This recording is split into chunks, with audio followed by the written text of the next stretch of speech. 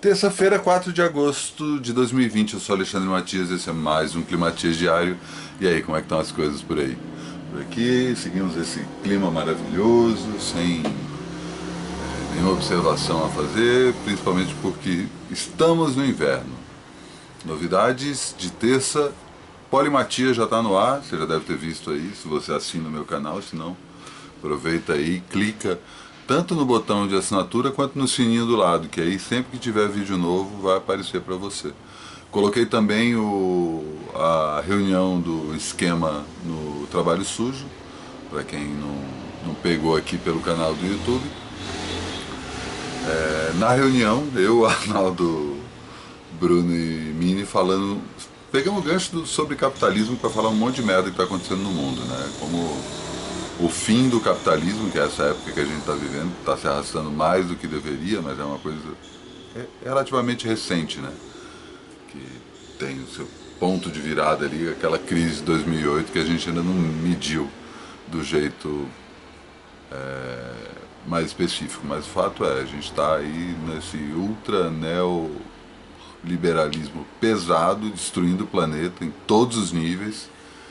E isso é basicamente que ou vai ou racha, né? Tá nesse momento e a gente aproveita para falar de várias coisas que atingem a gente, que estão ligadas a essa transformação que está acontecendo. Na paralela do Polimatias, que eu estava falando no meu programa com a querida Polijovem, a gente fala sobre São Paulo. Tanto eu quanto ela viemos do Cerrado brasileiro, ali do. Eu venho de Brasília, ela está em Brasília agora. A gente sempre viu São Paulo de fora, né? E aí é justamente essa a questão que a gente levanta, né? O que nos ensinou o que era São Paulo antes da gente chegar em São Paulo. Então a gente fala de Silvio Santos, Mário de Andrade, Luiz G, Fausto Silva, rap, rock, enfim, várias referências da cidade que hoje é um principal polo cultural do Brasil, basicamente porque é o principal polo financeiro, né? No fim das contas, um monte de gente de vários outros lugares do país veio para cá, porque bem ou mal aqui tem mais dinheiro, eu mesmo sou prova disso. A própria Poli, que agora está em Brasília, mas estava em São Paulo até há pouco tempo. Também fazemos parte dessa migração para essa megalópole e falamos sobre as nossas impressões anteriores, né? Um programa bem divertido. Se você quisesse ver esses dois programas antes deles irem ao ar, para todo mundo, é só colaborar com o meu trabalho. Manda um salve lá no Trabalho Sujo por e-mail, @gmail.com. Pergunta como faz para colaborar com o meu trabalho. Não estou mais, estava trabalhando essencialmente com shows, e como não se faz mais shows e festas, né? Estou aí aproveitando a oportunidade para transformar o Trabalho Sujo em algo sustentável, né? Que eu possa pagar minhas contas com tanto que eu faço aqui nesse canal do YouTube, criado por conta da pandemia. Eu já comecei a tal da DR sobre o meio, né? Enfim, crise de meia temporada, como anunciei ontem. Como Trabalho Sujo, Vida Fodona, enfim, as outras minhas atividades online, uma vez que eu estou saindo das redes sociais e queria viver disso. Então, se você quer colaborar com o meu trabalho, manda um salve lá no e-mail e também manda suas dicas aí. Eu decidi que eu vou colocar os convidados, os espectadores que já mandaram suas dicas, eles vão entrar como convidados a partir de agora. Não vou mais criar essa outra brecha para tipo, ter dois convidados por programa, né? Como eu já fiz aí em edições anteriores, no final da última temporada. E vou colocar as pessoas que já mandaram, né? Tem muita gente que promete, não, eu vou mandar, pode deixar, que eu cansado gritando, né? Que diabo é isso? Enfim. E aí eu estava esperando juntar 5 espectadores que me mandassem dicas justamente para exibir aí uma semana, de segunda a sexta, dicas de convidados e dicas de convocados. Mas os convocados não mandam os vídeos, então eu vou, em algum momento, vou trazer dicas dos convocados como convidado do dia. Então, se você quiser mandar sua dica também em vídeo de até 5 minutos, pode passar um pouquinho mais, pode ter um pouquinho menos. Me dá um alô lá também no mesmo e-mail que eu explico como fazer. E também pede para se inscrever na newsletter, que eu mando toda quarta-feira à noite, dando uma geral nas coisas que eu faço no Trabalho Sujo, mandando uns links para fora e sempre fazendo uma reflexão. É minha irmã da reflexão que eu faço aqui nos sábados, no Climatias. O programa de hoje é sobre livro, terça-feira. Vou falar sobre esse livro, eu nem sei se foi relançado no Brasil, mas depois eu explico por que o título desse livro é ruim, né? É o título da tradução, uma tradução mal feita. Mas enfim, é um livraço de um autor que muita gente não conhece. Mas antes disso, eu vou chamar a minha querida amiga Thaís, convidada de hoje, para dar suas dicas de quarentena. Diga lá, Thaís. Oi, eu sou a Thaís Farage e hoje eu tô aqui porque o Matias, querido, me chamou para dar umas dicas, contar o que eu tô lendo, vendo, ouvindo durante o apocalipse. Então vamos lá. Tá com coisas que eu li. Eu vou dar um que é meio dobradinha e um extra. Eu vou indicar o livro da Helena Ferrante, Dias de Abandono. Eu nunca tinha sido picada pela Helena Ferrante, essa febre que virou, eu achava chato pra caramba. E aí uma amiga falou comigo desse Dias de Abandono, eu falei, tá, vou dar mais uma chance. E aí eu gostei muito. É um livro sobre separação, e eu acho que tem uma coisa quase absurda, assim, que eu gosto. E aí eu fui pesquisar sobre o livro na internet, e aí tem todo um boato de que a Helena Ferrante ninguém sabe quem ela é, né, não sei o quê. E aí tem todo um boato de que a Helena Ferrante, na verdade, é a mulher do Domenico Starnone, e ele é casado com uma tradutora, enfim, de alguma maneira lá faz sentido que ela seja a Helena Ferrante. Mas o que importa dessa história é que ele escreveu Laços, em tese, sendo a versão masculina do Vidas de Abandono. Eu acho uma bobagem, não sei se eu acredito, mas eu fiquei intrigada, eu adoro essas dobradinhas. Daí fui ler Laços e virou, gente, um dos livros preferidos da minha vida. Que livro foda, acho que vale muito ler. Se você não é da vibe Helena Ferrante, vai direto pro Laços. Mais um que eu acho muito legal de ler e fácil, rapidinho de ler pra esse momento de quarentena que às vezes tá foda engatar, que é o A Uruguaia. Muito, muito bom de ler e tal. Deixa eu ver o que mais. De TV, eu tô bem apegada com as coisas da Reese Witherspoon.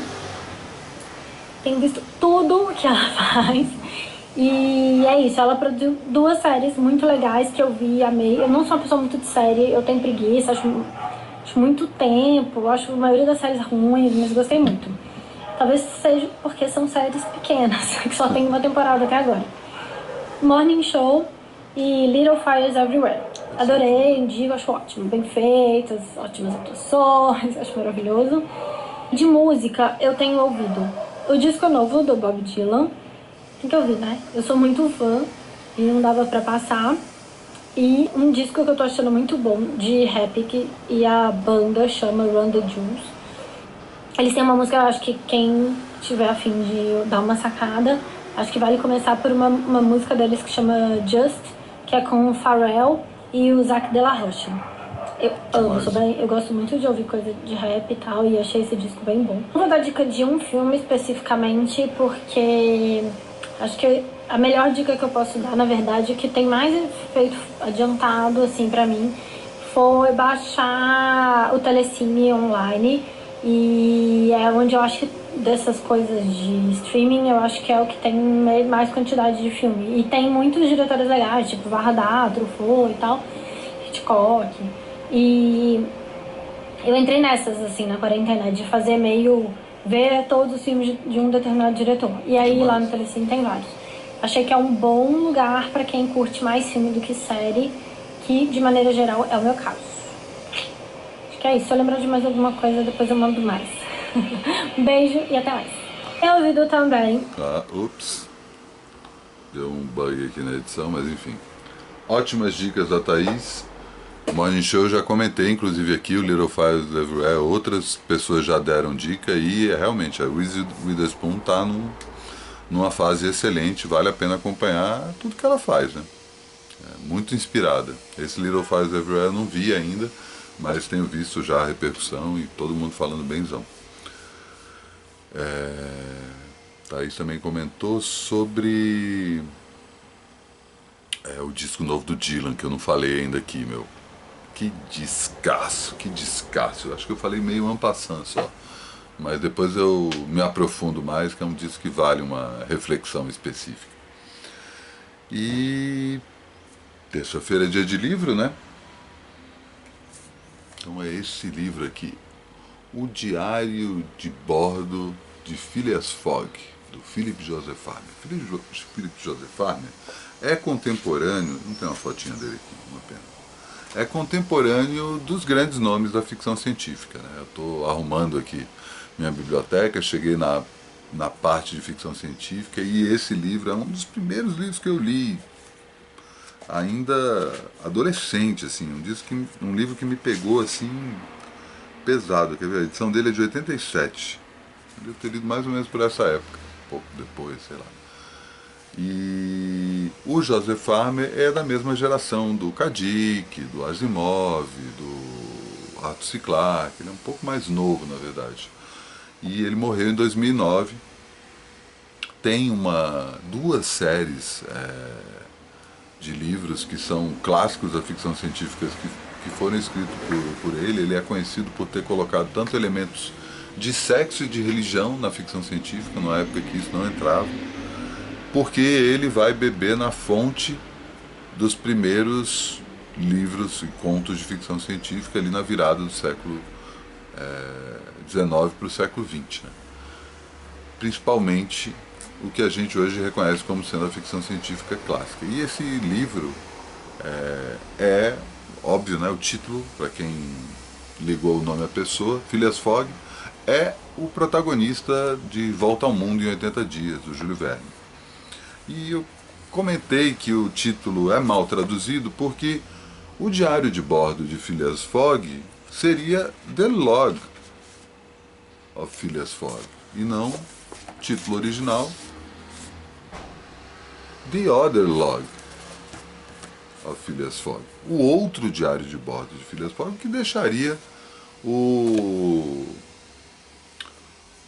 livro muito mais, o título do livro muito mais sugestivo, como pensou seu próprio autor, e também não incorreria no problema, né? Porque o diário de bordo de Phileas Fogg original é o próprio Volta ao Mundo em 80 Dias, né? Mas o Philip Joseph Farmer, eu estava falando que ele tem World of Criers e River World. Eu nunca li essas duas séries de livros. O River World é tido como um dos grandes épicos de ficção científica do século passado.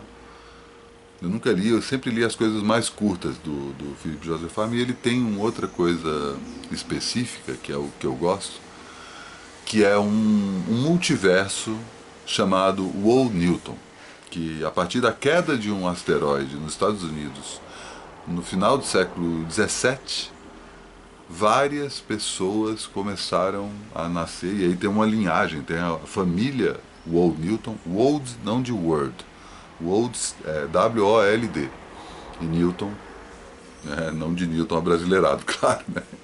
N-E-W-T-O-N. É uma família que seus ancestrais foram influenciados pelo impacto desse meteoro, que trouxe uma substância, né? Enfim, ele trabalha todo com essa coisa de super-herói. E são pessoas que se tornam muito mais inteligentes, muito mais fortes, muito mais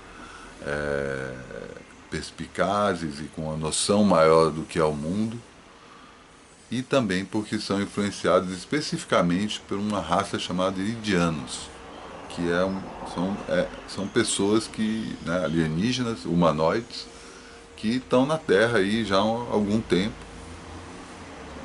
e ajudam a evolução da humanidade, segundo essa teoria. E a graça dessa teoria é que ela não trabalha só com os próprios personagens, muito pelo contrário. Ele começa esse multiverso fazendo 2 livros sobre em 72, não, acho que é 72, é o livro sobre o Tarzan. Acho que em 71 tem um livro sobre o Doc Savage, que também é 2 personagens ali da ficção pulp da virada do século XIX para o século XX, né? Livros muito populares e livros tidos como baixa literatura, mas ao mesmo tempo livros que deram origem à cultura pop, né? Era a cultura pop do seu tempo. E parte desses livros flertam pesado com a ficção científica. E aí é tanto os livros do H.G. Wells, os livros do Júlio Verne, os livros, outros personagens, os livros do Arthur Conan Doyle, não só é o pai do Sherlock Holmes, como também escreveu O Mundo Perdido, sobre um lugar, teoricamente, na Amazônia, que tem dinossauros até hoje.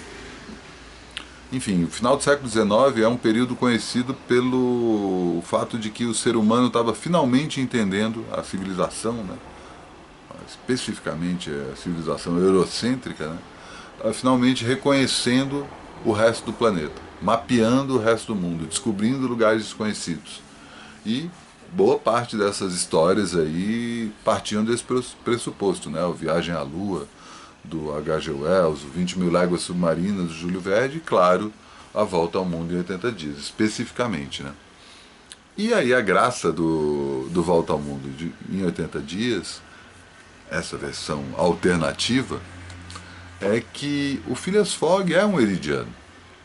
E ele aceita o desafio como se fosse um rico excêntrico que faz a aposta, né? Não sei se vocês já leram o livro original do Júlio Verne, mas essa é a história.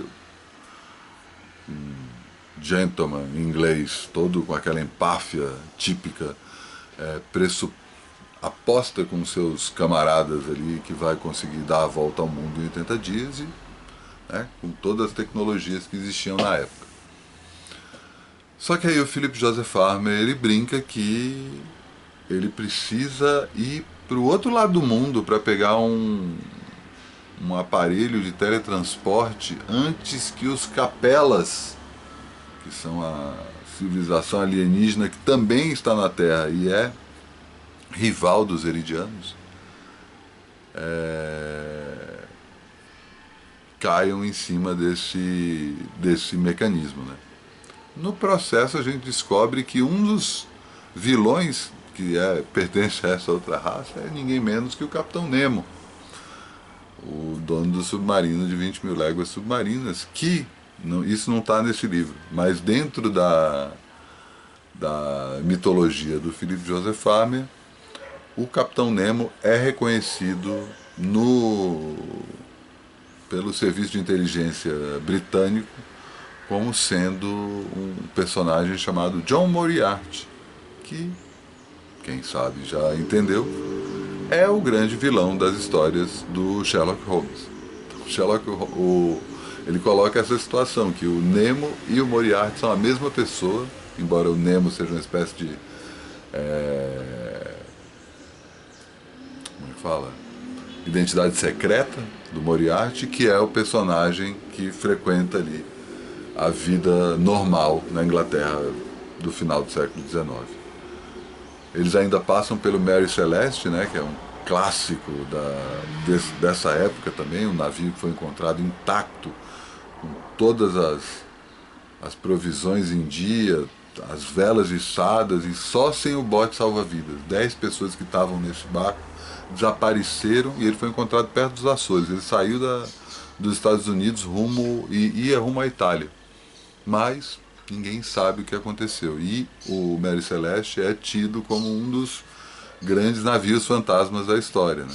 Que, teoricamente, aí tem 1000 histórias, tanto o que poderia ter acontecido com a tripulação desse barco, que vai desde coisas mais mundanas, como brigaram, encheram a cara e todos se mataram, até coisas sobrenaturais, né, que foram abduzidos ou foram puxados para baixo por lulas gigantes, ou que teriam sido mortos por espíritos do outro mundo que estariam ali conduzindo o barco para que ele chegasse ao seu destino final, né? Nessa época tinha muito esse diz-que-diz, né? Diz-que-diz é ótimo. E o Mary Celeste é um dos personagens que também está nesse livro. É uma ótima introdução para um autor pouco lido Não é seu livro mais clássico, eu estou dando dica porque é justamente por onde eu entrei na obra desse cara e vale muito a pena conhecer mais o universo. De Philip Joseph Armer. Esse livro foi publicado pela Martins Fontes. E essa capa, né? Ah, que bucólico. Enfim, terminando mais um Climatias. Lembrando que ontem teve festa solo, foi demais. Obrigado a todos que compareceram. E lembrando também que nesse domingo, às 8 da noite, eu vou fazer uma videoconferência com a geral, com a galera que já está participando da lista de discussão e a galera que quer participar, manda um salve lá por e-mail. Até na sexta-feira eu vou voltar a lembrar disso. E aí você dá um alô lá se você quiser participar. Certo? É isso. Dia maravilhoso, olha que beleza. Aí sim. E amanhã tudo de novo.